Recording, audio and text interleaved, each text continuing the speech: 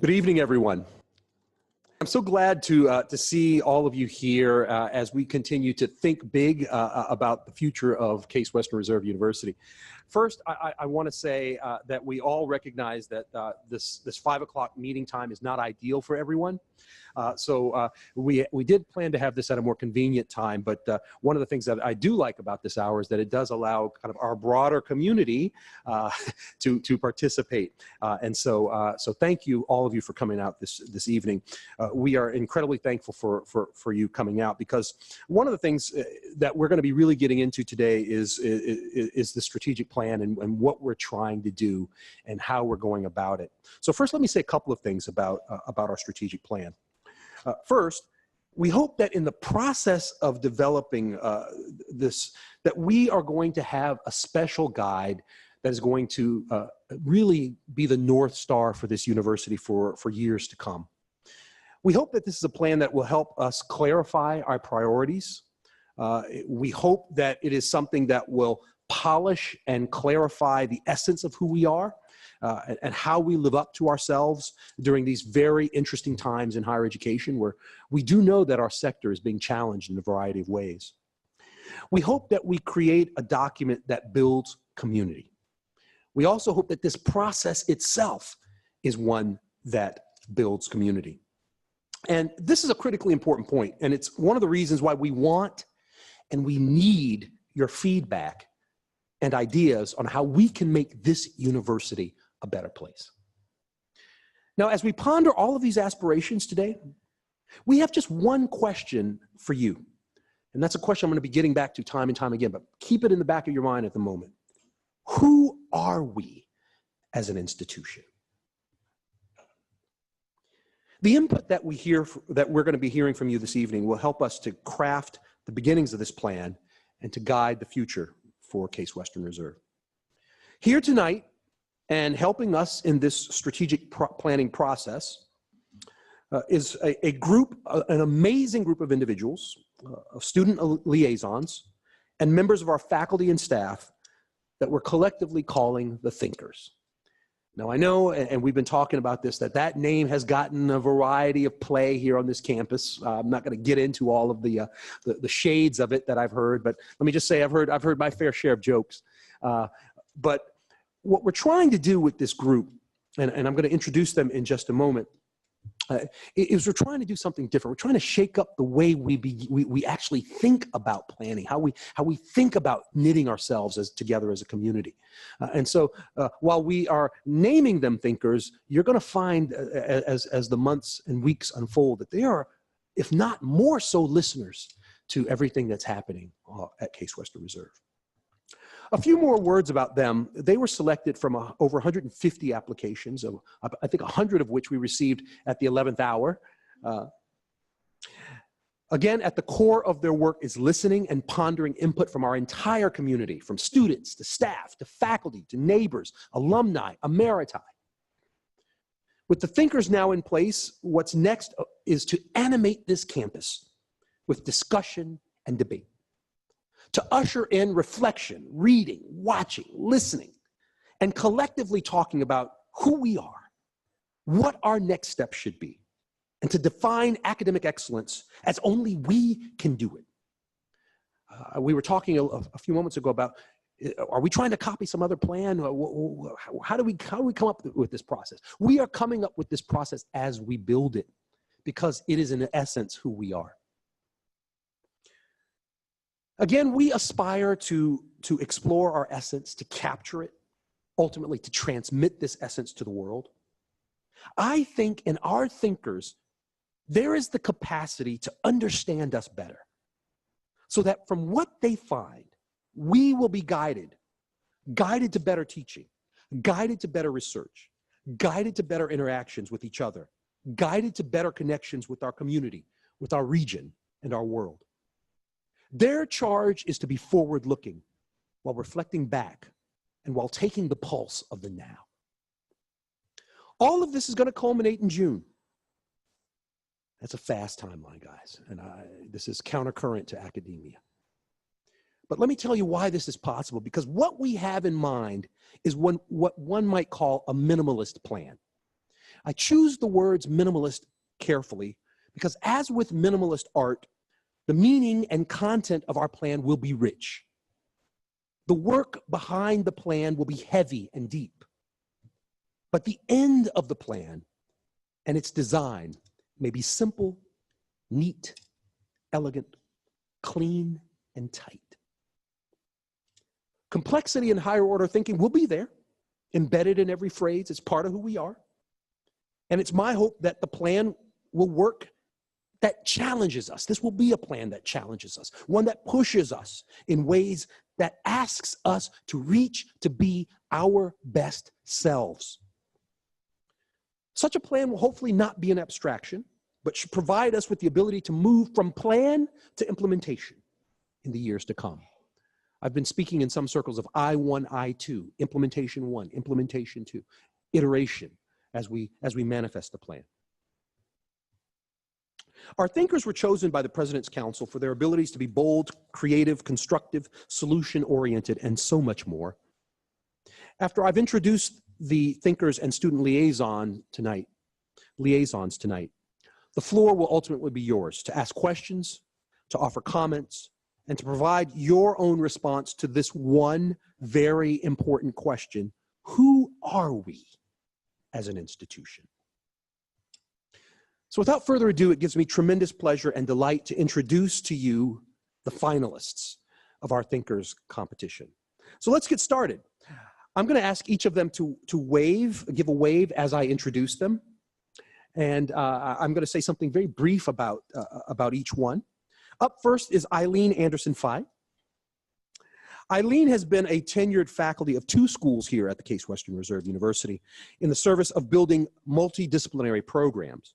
She cares passionately about the well-being of the whole person in context and also in her research.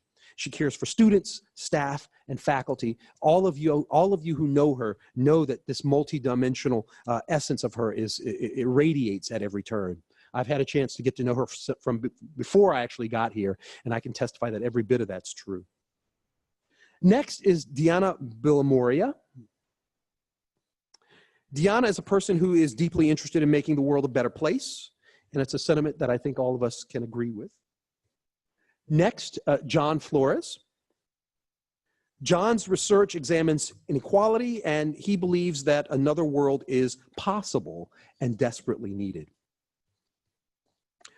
Next is Umut Gurkan. Umut. He is a Provost scholar mentor and very passionate about promoting science and engineering in young kids. Umut teaches at the Cleveland Institute of Arts. He teaches students there and loves participating in scientific art competitions. Ron Hickman. Ron is known for expanding boundaries and futuristic thinking. He hopes to build a learning community that prepares scholars for the challenges of the future and enhances the lives of people locally and abroad. Next is Kathryn Lavelle. Kathryn's first job at Case Western Reserve was as an office temp in the medical school, where she worked typing grant proposals for professors between college and graduate school. I didn't know that, actually. So needless to say, she's seen many sides of this university as an employee. Thank you, Kathryn, for joining us. Next is Kurt Stange. Kurt believes that one individual can make a difference. But what is transformative is the power of the collective and working across boundaries. Paul Tesar. Paul Tesar squared. Paul brings a multifaceted Cleveland-centric perspective to the Thinkers Group because he is a Cleveland native. He received his undergraduate degree from Case Western Reserve. He's a current medical school faculty member, and he is a founder of a Cleveland biotech startup company. Next is Dustin Tyler. Dustin has been at Case Western Reserve for 27 years. He sees this process as the first real chance in his time at the university to reignite the innovative character of the university that has historically driven it to worldwide recognition and acclaim. Next is Don Ellis. Don enjoys sharing stories in 4 languages, in 13 cities, and across 5 countries. Discovering the hows and whys of people's lives helps her connect with what matters most for each of us. And this is what excites her most about this process. Next up, Michael Householder. Michael is interested in thinking about and listening to how others think about Case Western Reserve as a place that values learning, excellence, inclusion, happiness, and doing good. Up next is Joan Schenkel. Joan has a broad range of educational experiences. She is the product of a liberal arts education, which she credits regularly for her ability to adapt to new situations, to act strategically, to ask compelling questions, to think globally, and to synthesize points of view. Next is Naomi Sigg. Naomi believes that in order to cultivate a vibrant and thriving campus, it is important to think about the needs, the interests, and concerns of all members of the community, paying special attention to those whose voices are often silenced. Up next, Molly Watkins. Molly has taught at universities both in the United States and abroad. She moved into administration when she joined Case Western Reserve 7 years ago, giving her an appreciation for and an understanding of the intersection among academic affairs, student affairs, and administration. I want to thank all of the members of our faculty and staff who have committed to this process and to the betterment of our university. But now, let me introduce to you our student liaisons. Now, because the process we've outlined over the next few months will be arduous, these students will act in tandem as liaisons to the Thinkers Group. So after all, they're still students with a full workload, so we want to be sensitive to that, but they have graciously agreed to join this group. Up first is Monica Chauvin. Monica hopes to encourage the university community to pursue a future committed to the defense of general education requirements and the promotion of interdisciplinary work. Thank you, Monica. Next is Michael Douglas. Michael, as a student liaison, Michael is interested in focusing on the undergraduate experience and empowering students to embrace a lifelong learner attitude that they'll always accredit to Case Western Reserve. Thank you for that forward-looking, lifelong perspective, Michael. And last but not least is Zhenli Zhu. I hope I've pronounced that correctly. Zhenli is a first-year undergraduate and also a transfer student. So she has been exposed to higher education trends and difficulties at multiple universities and brings some perspective from that, from the student perspective, from that broader view. Guys, the group that you see before you, again, they are the very essence of ourselves. These are our thinkers. They are ourselves. They are our mirror. They are our companions. And in them is us. Case Western Reserve, they are now ready to listen. They are now ready to hear us. Let's please give them all a round of applause.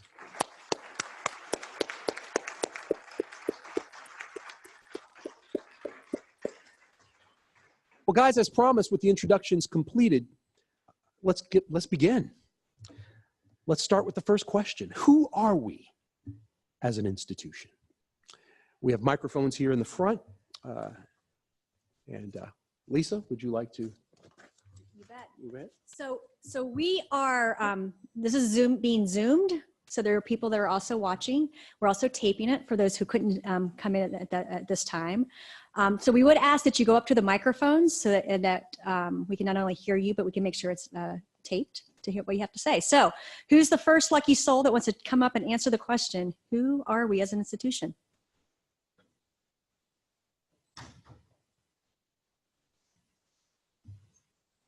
And we can also start online if we like. Oh, thank you. I'm Lisa Camp. Thank you. I'm working with the provost. I'm his chief of staff, and trying to keep things moving. So my job is kind of orchestrate things. So thank you about that.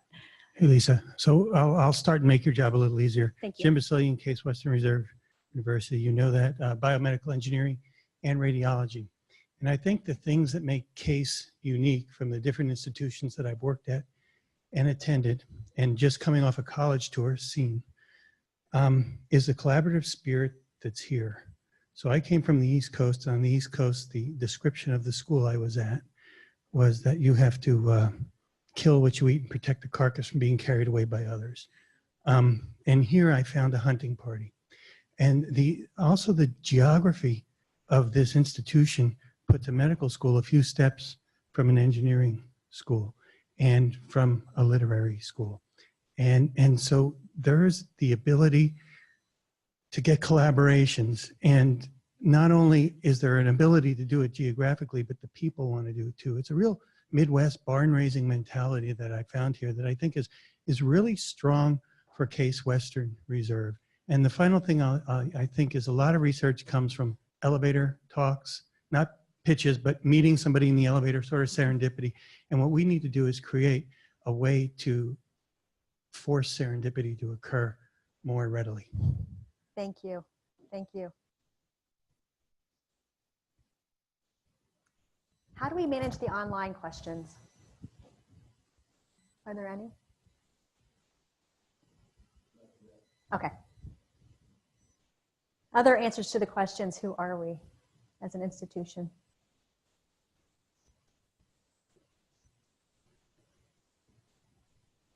Or, oh, yes, thank you. Hi, everybody. I'm Maggie Popkin. I'm an associate professor in the Department of Art History. And I'm stuck here. How many students are in the audience? So we are a university, and that involves faculty and students. And I have been surprised. I've been talking about this process with students in my class sort of at the beginning of class. And a lot of them seem not to really know what's going on and to be kind of disengaged in the process. And I want this to be a place, because we have such amazing undergraduate and graduate students. I would like who we are as we go forward, our vision for ourselves, to really think about how we can make our students central to what we're doing, to make them love their time here the way that I know many of us loved our undergraduate and graduate experiences, and to get sort of broader participation in this process, but also in the community that we are on a daily basis outside of this process. Thank you.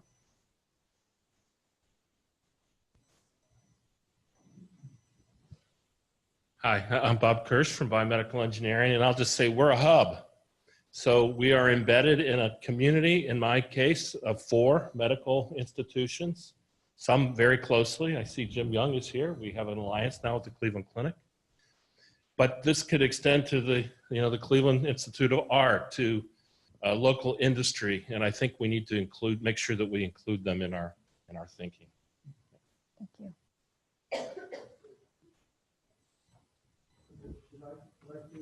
That we're multiple hubs, so I heard you saying we're actually hubba, hubba, hubba.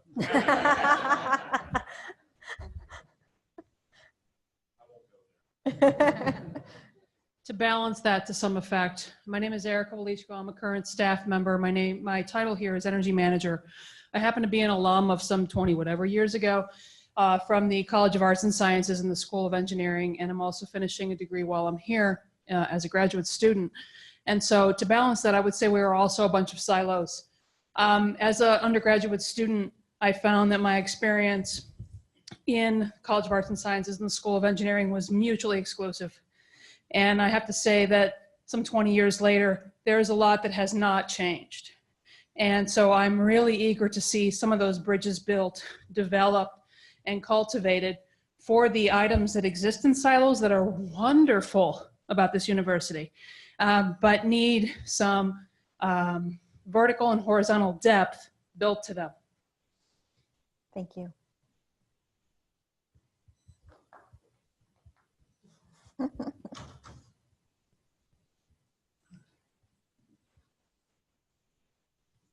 Hello, I don't have an answer to the question, but I hope I might be able to suggest some things for the thinkers, or a thing for the thinkers, which might help them. I'm retired, long retired, so I have a few little notes just in case I forget, miss my way. It concerns stories. that would speak in a human way about interdisciplinary excellence and the particular locale that we are as a university. They would not fit directly into the Thinkers' mission. However, I believe it could be useful to assemble a collection of such stories, one that the Thinkers and all of us could use when we want to spread the word about our university's excellence in the art of interdisciplinary interaction. I put it that way because it is an art and it takes practice. Here is a half-page first draft of my own story, which might serve as at least a back end to the collection. I came here as a French postdoc. All I knew, frankly, about the university was that it was where the interdisciplinary Michelson-Morley experiment was performed, and that was a stone's throw from the famous Severance Hall. That's all I knew about the university. It was only much later that I learned about another, what I like to call interdisciplinary dance, because it has that character sometimes.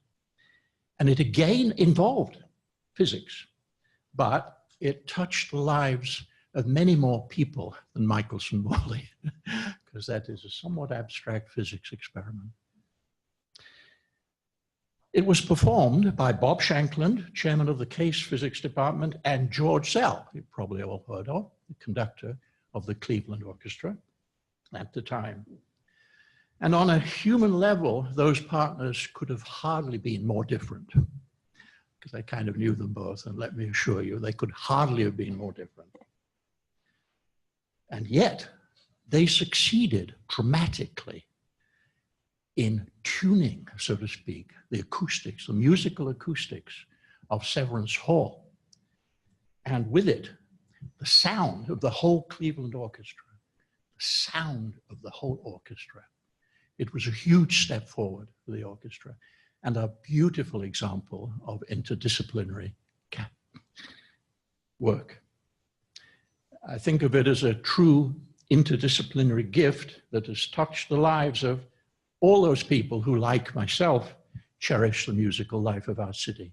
So anyway, that's the suggestion. If we had, and there must be, because there's so many people contribute so many things over the years, there must be examples in every department, medical, everywhere, of similar things which reduce what are often the lofty phrases of reports such as you will eventually produce into a human level that people can relate to. So thank you.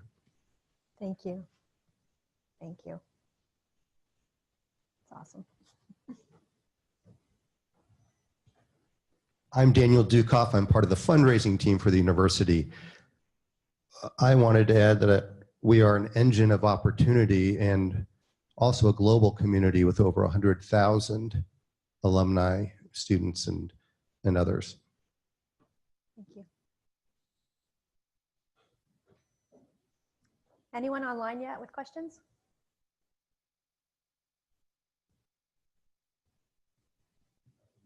Okay.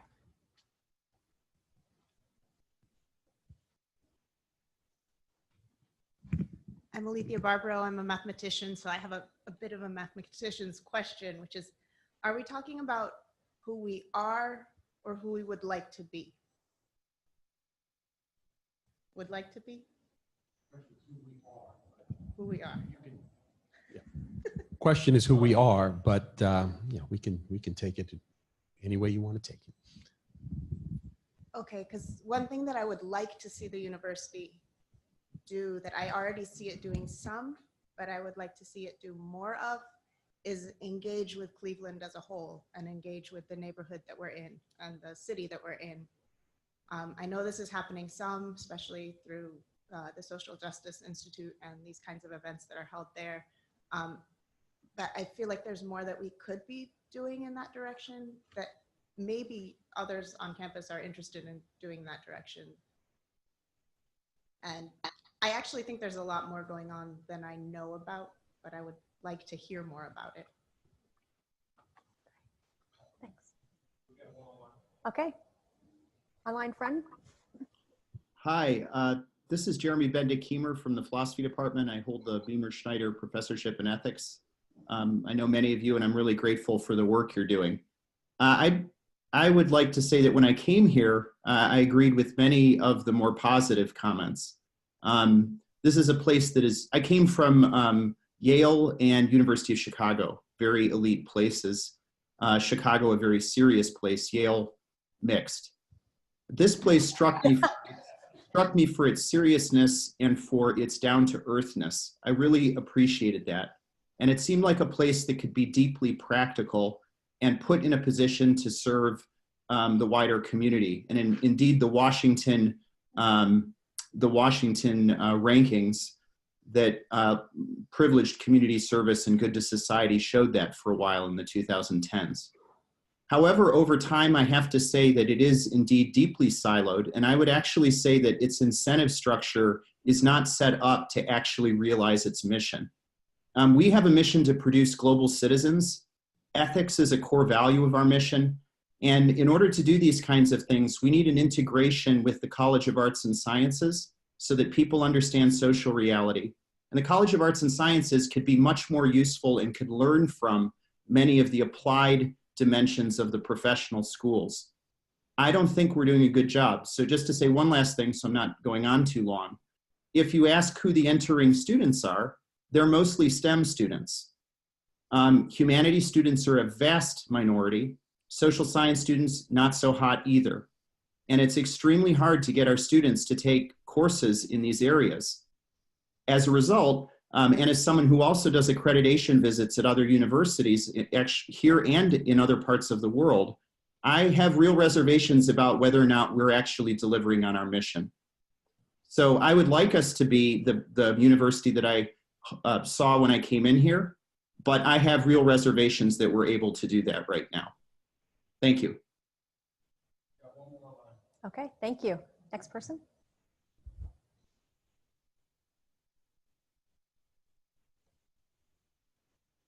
Hello?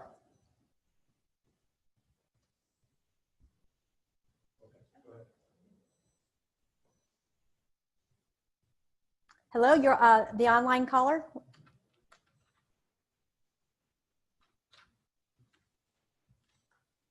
Okay. Oh, okay.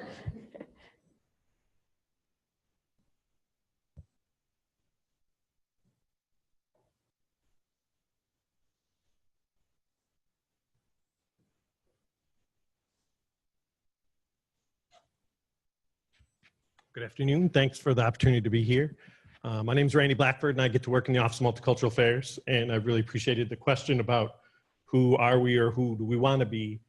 Just a little story, the personal kind of approach. I had a student, one of my responsibilities is student employees, and we completed her paperwork in the office, and she went off to financial aid student employment, and they discovered that she was missing just a key personal document that everybody needs in order to be an employee here. And she didn't have that. The assistant director of student employment, Gloria Jenkins, didn't just direct her to where she needed to go. She took off lunch, drove her downtown, and got that document and brought back. And so made a huge difference in the student's life. Didn't know what she needed. Now she has this key document. And to me, it's like, we can know where to send students, but to be able to take them into care enough to do that, I think that's who we are at our best. Thank you.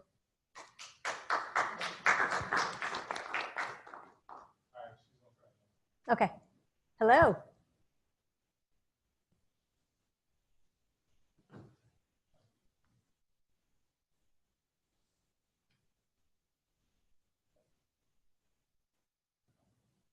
All right. Anyone else in the room? Oh, we figure out technical difficulties, right?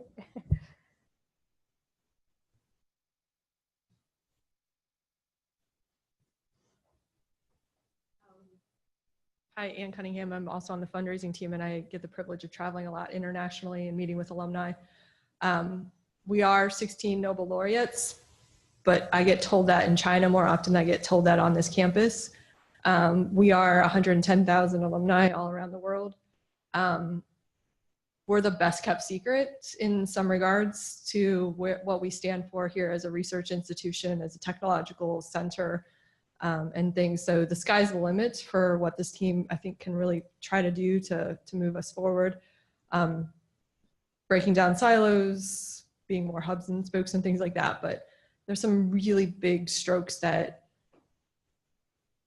hopefully, to this gentleman's point, like look back at the history and see what a little bit of those big strokes look like last century and how we can move it into the next century. Thank you. Hello. Can everyone hear me? Sorry. Oh no, I interrupted you. Sorry. You can go ahead and go. I'll go. No, go ahead. You're good. You've been trying to get on. Yeah. Yeah, I know. It's like technology. Okay. Hi. My name is Jordan Deskins, and I am a first-year student here at Case, and I am a humanities major myself. So kind of going off of this humanities talk that was previously mentioned, I definitely think who we are today as a university needs to kind of encompass more of the humanities in everyone's education. The stigma around the humanities here is terrible. I mean, I don't know. I mean, just speaking from personal experience, I don't know, how many, looks or questions or just kind of negative feedback you get from, oh yeah, I'm an international studies major and a Spanish major. And people are like, what is the purpose in that? And, that really hits hard. And so many students here believe that. And it's kind of sad seeing that from our university, especially, with all the diversity we have here. And, we're in a great area and a great city. And, I feel like I would definitely love my experience more here if we just kind of came to, learn how to encompass the humanities more at this really STEM-oriented school. Thank you. Can I respond to the call for just one moment? Absolutely. I just got to say one thing. My name is Ben Vinson III. I'm the provost of Case Western Reserve University, and I'm a humanities major. I'm a humanist. I'll never forget when I got this position. People put comments online and things like that, and there were some comments. I can't remember the exact wording, but that I'm not a fit. That Case Western Reserve University hasn't had a humanities provost since the 80s. I feel perfectly at home here. I think that the humanities is a hidden secret. I think the humanities are alive and well at this institution and have a lot to contribute to who we are, just as all of our units are contributing to our greater good. So, caller, hang in there. That's all I got to say. And I think part of the chapter of where we're going is our greater togetherness. And I think that we're beginning that journey today. I'd like to follow up on the most recent comments. My name is Ken Ledford, and I'm the chair of the Department of History. Provost Vinson is a member of my department, and we're delighted to have him join us. And to the most recent student caller, who's an international studies major, I look forward to seeing you in History 113, Introduction to Modern World History, where you will have a bunch of international studies and other humanities majors as well. I want to go back, though, to the question of whether we're talking about what we are or what we want to be. I've been here for 27 years, and this is the 5th strategic planning process I've gone through. And I've remained convinced that each one of these is that what we are is much closer than what we want to be than we know. The silos that I see, besides the budgetary silos, are not silos of disciplinary isolation. I actually recoil at discussions of interdisciplinarity because I have an appointment in 2 schools. It doesn't get much more interdisciplinary than that. I'm a historian who leeches off of a century's worth of sociologists in all of my work, as well as legal scholars. And I'm just one of all the humanities faculty who do that sort of thing. My colleague, John Flores, is as interdisciplinary. He just finished a book that has a massive display of statistical knowledge and GIS depiction of that, okay? Interdisciplinary. We're already there. It's just that we are so ignorant about ourselves that it starts right here. I have had a faculty senator, upon my introducing myself to him at a faculty senate event, express in surprise before he could stop himself, oh, we have a history department here? That's an elected faculty senator. I get this from administrators all of the time. I hope that you can facilitate a process whereby we can learn what is already here and learn the basics of how we're doing things, not impose images from management consultant books or education school theorists that call for interdisciplinarity because we're all in silos. That just doesn't exist, but we've got to know it. Thanks. Thank you.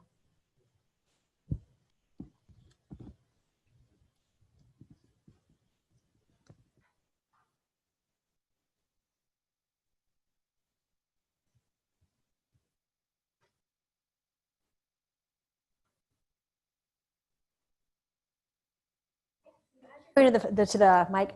Thank you everyone for being here and speaking up. I mean, I hope you're all feeling pretty good about, I mean, thank you for doing this. So I just, go ahead. I'm also an alum, graduated in 1989. Proud of that. It's a long time ago, but it's a good thing.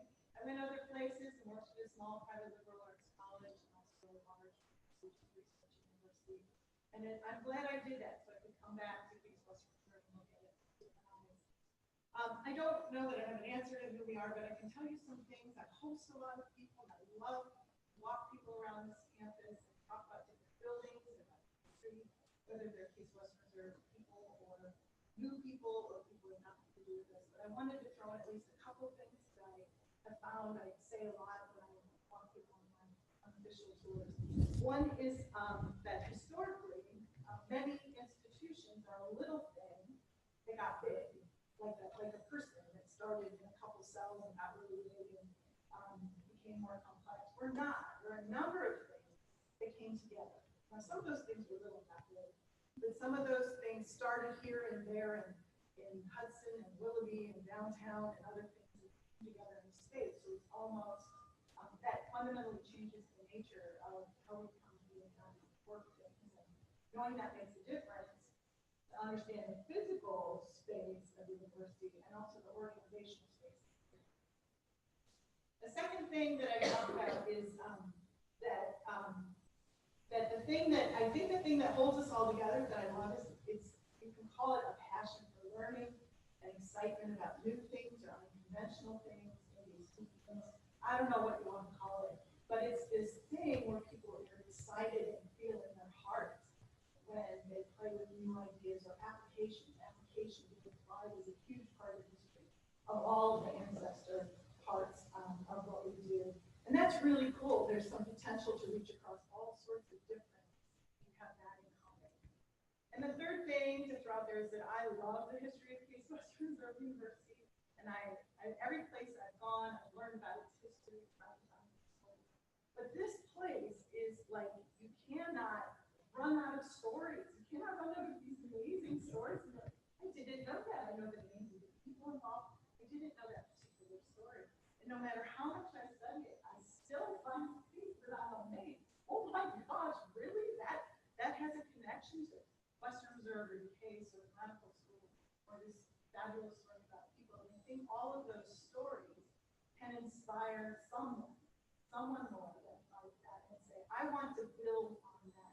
Because it's a scary thing to say, I'll come here and start something that's never been done before.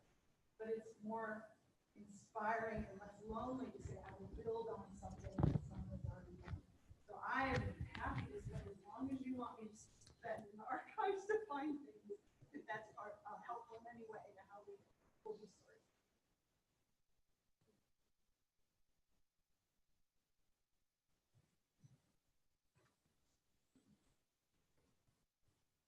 Hi, my name is Sydney Davis. I'm a fourth-year mechanical engineering student here, undergraduate. And I just wanted to point out that I think we are a place of students with diverse interests and passions outside of the classroom. I'm the undergraduate student government vice president of finance, so I get to see the funding requests and the diligence and the hard work of over 200 student organizations that all do something really different. And I think that is a really key part of who we are as a university and something that I don't see in a lot of other places. Thank you.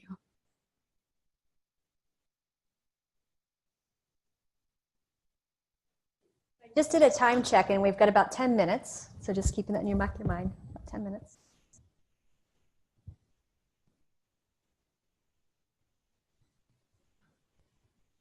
And we could use that 10 minutes just to socialize. We have cookies. Let's socialize. Thank you, thank you, thank you, thank you.